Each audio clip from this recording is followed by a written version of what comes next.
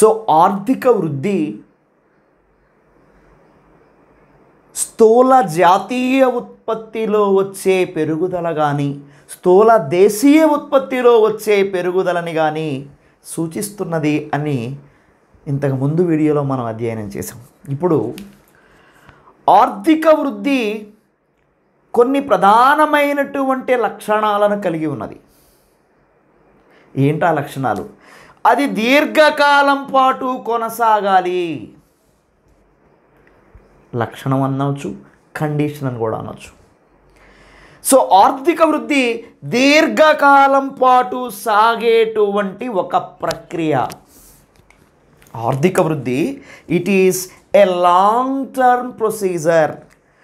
ప్రక్రియ దీర్ఘకాలమే కానీ స్వల్పకాలానికి దీనిని గణన చేయటం జరుగుతుంది. ఇది మోస్ట్ ఇంపార్టెంట్ పాయింట్.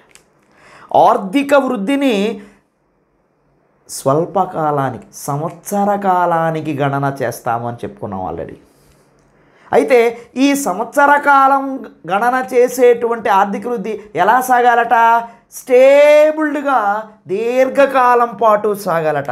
స్టేబుల్డ్గా ఇలా ఇలా ఇలా ఇలా ఇలా ఇలా దీర్ఘకాలం పాటు ఒక ప్రోగ్రెసివ్ వేలో సాగాలట. అయితే దీర్ఘకాలం పాటు ఆర్థిక వృద్ధిని సాగనీయకుండా అభివృద్ధి చెందిన దేశాలలో అడ్డుపడే అంశాలు ఏమున్నాయి?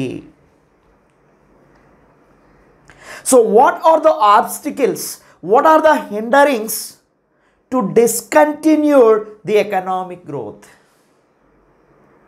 ఆర్థిక వృద్ధిని దీర్ఘకాలం పాటు సాగకుండా అడ్డుపడేటువంటి అంశాలు ఏమున్నాయంటే వీటిని వ్యాపార చక్రాలు, ట్రేడ్ సైకిల్స్, బిజినెస్ సైకిల్స్, ఆర్థిక చక్రాలు అని కూడా పిలవచ్చు. Economic cycles, business cycles, trade cycles ఏమైనా కూడా ఈ వ్యాపార చక్రాలు అనేవి దీర్ఘకాలం పాటు ఆర్థిక వృద్ధి అనేటువంటి ప్రక్రియను సాగనీయకుండా అడ్డుపడుతూ ఉన్నాయన్నమాట. రైట్.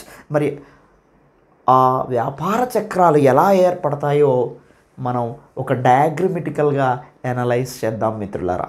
రైట్. ఒక్కసారి జాగ్రత్తగా పరిశీలిస్తే ఈ బోర్డు మీద ఒక దీర్ఘ చతురస్రాకారంలో రెక్టాంగులర్ షేపులో ఒక బాక్స్ని గీశాను. దీనికి మధ్య భాగంలో క్షితిజ సమాంతరముగా హారిజెంటల్గా ఒక లైన్ గీశాను. ఈ హారిజెంటల్ లైన్ ఏం తెలియపరుస్తుందంటే ఆర్థిక వ్యవస్థ యొక్క సమతౌల్య స్థితిని, ఈక్విలిబ్రియం స్టేట్ని తెలియపరుస్తున్నదన్నమాట. అంటే రేపు నీకు ఉద్యోగం వచ్చాక, ఎగ్జిక్యూటివ్ ఆఫీసర్ అయ్యాక నీ జీవితం ఇలా సరాసరిన సేఫ్గా సాఫీగా హైవే మీద వర్షం పడుతున్న ఆ సాయంకాలంలో చక్కగా నువ్వు, నీ భార్య, నీ పిల్లలతో రైడింగ్ చేస్తున్నటువంటి, ఏ ఫ్లక్చువేషన్ లేని హైవే మీద రైడింగ్ చేసుకుంటూ వెళుతున్న స్థితిని ఈ రేఖ తెలియపరుస్తున్నది. చక్కగా ఓ సాయంకాలం ఆగి అక్కడ వేడివేడిగా బజ్జీలు తింటున్న దృశ్యాన్ని ఒక్కసారి ఊహించుకో. ఎగ్జిక్యూటివ్ ఆఫీసర్ అవుతావు, అయి తీరతావు నువ్వు. రైట్.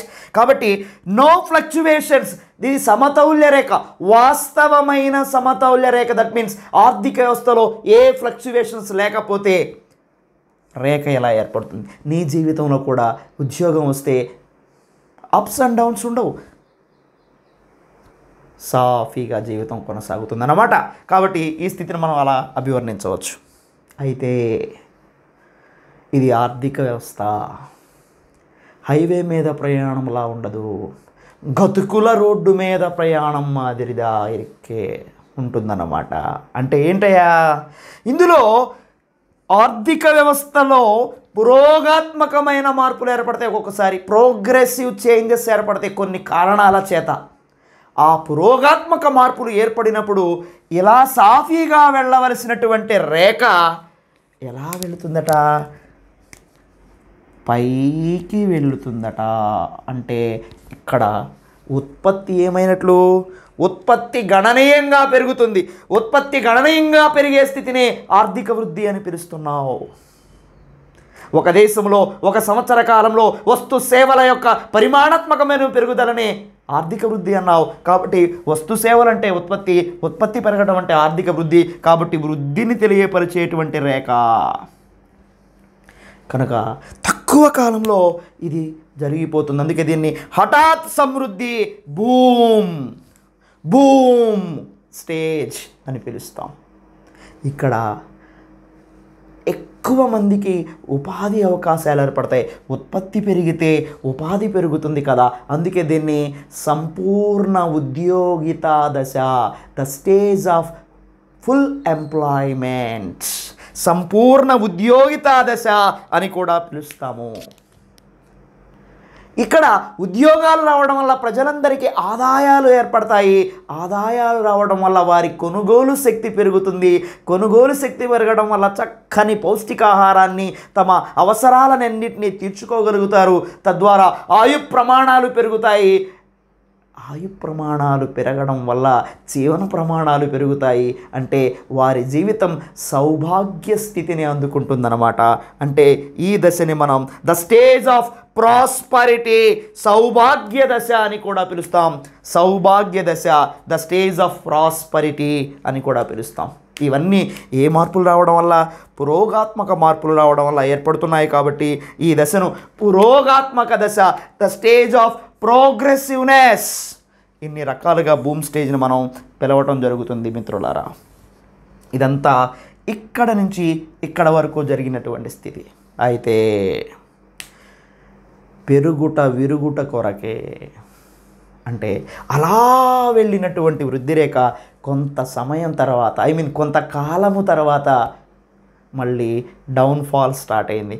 ఎప్పుడైతే డౌన్ఫాల్ స్టార్ట్ అయిందో ఉత్పత్తి పడిపోయింది అని అర్థం. ఉత్పత్తి తగ్గుతున్నది అని అర్థం, పడిపోవడం కాదు, తగ్గుతున్నది అనే అర్థం.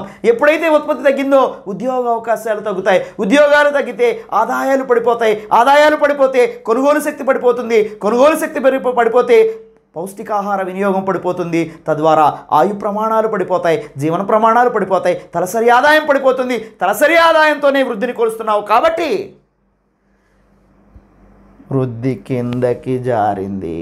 ట్రికిల్స్ the growth, trickle down the growth. అయితే అలా జారినటువంటి వృద్ధి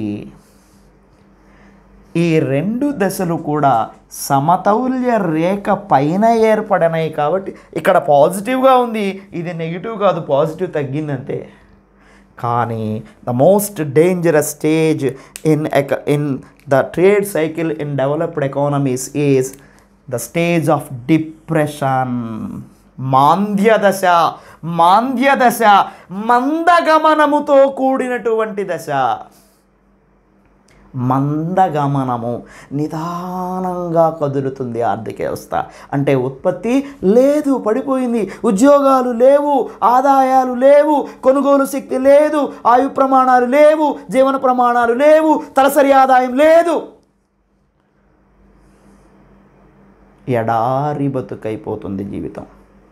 కాబట్టి ఈ స్థితిని స్టేజ్ 3 అంటున్నాం, డిప్రెషన్ అంటున్నాం. ఈ స్టేజ్ 3ని ఎకానమీలో ప్రభుత్వాలు చాలా జాగ్రత్తగా హ్యాండిల్ చేయాల్సినటువంటి స్థితి అన్నమాట. అయితే పడ్డోడెప్పుడు చెడ్డోడు కాదు సుమి, పడ్డాడు మళ్ళీ లెగుస్తాడు.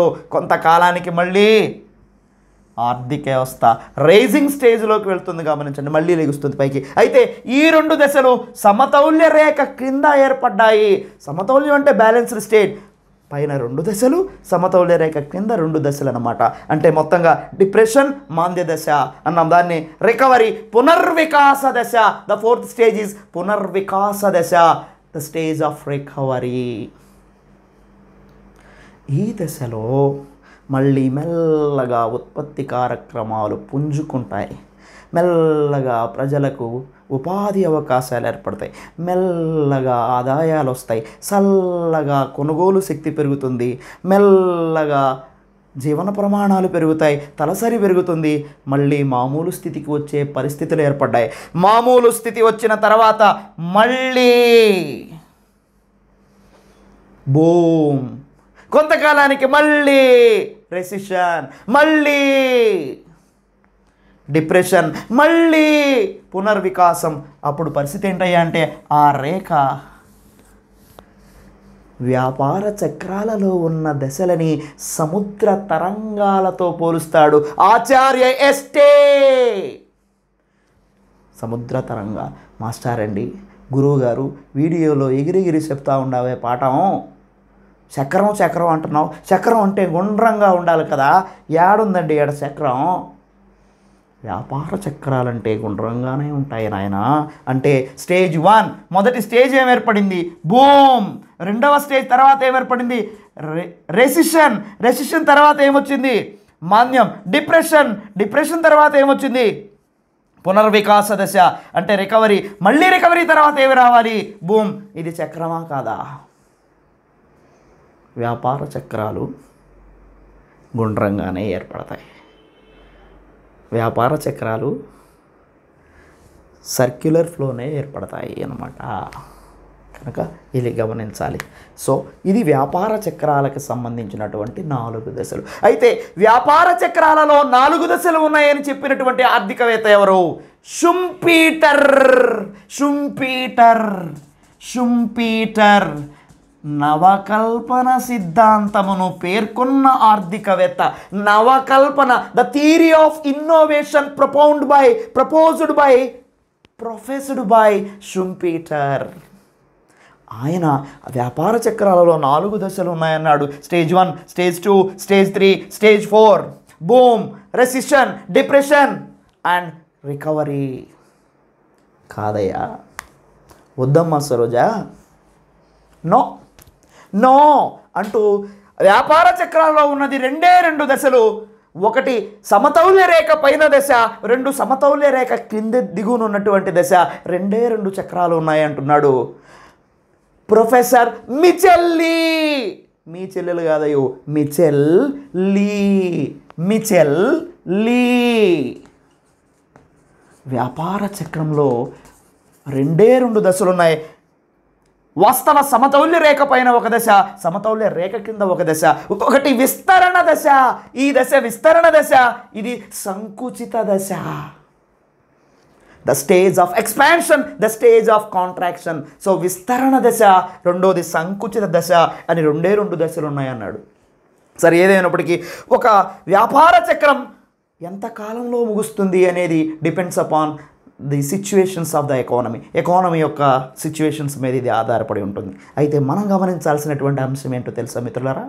ఒక వ్యాపార చక్రం 40 నెలల కాల పరిమితిలో ముగిస్తే, అంటే stage 1, stage 2, stage 3, stage 4, 40 months పీరియడ్లో ముగిస్తే దాన్ని కిచెన్ సైకిల్ అని పిలవాలి. కిచెన్ సైకిల్ అని పిలవాలి. అలా కాకుండా 9.5 సంవత్సరాల కాల పరిమితికి ఒక వ్యాపార చక్రము గనక ముగిస్తే దానిని జాగ్లర్ వేవ్ వ్యాపార చక్రము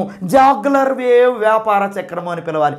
ఇది కూడా కాకుండా 50 సంవత్సరాల దీర్ఘ ఫలన కాలం, గెస్టేషన్ పీరియడ్ 50 years ఉంటే కనుక దానిని కొండ్రాటిఫ్, KONDRATIEFF కొండ్రాటిఫ్ వ్యాపార చక్రము. అనకొండ వ్యాపార చక్రము 50 అడుగులు పొడవున్నట్టుగా 50 సంవత్సరాల కాల పరిమితితో ఈ వ్యాపార చక్రం ఏర్పడుతుందన్నమాట. అయితే ఎగ్జామ్లో అడిగిన ప్రశ్న, డబుల్ డిప్ మాంద్యం అనగా ఏమిటి అని అడిగాడయ్యా. మాంద్యం ఎలా ఏర్పడింది? రికవరీ స్టార్ట్ అయ్యాక మళ్ళీ కిందకు పడింది ఎకానమీ. రాకూడదా? మాంద్యం తర్వాత ఇమీడియట్గా పునర్వికాసమే జరగాలన్న రూల్ ఏమన్నా ఉందా?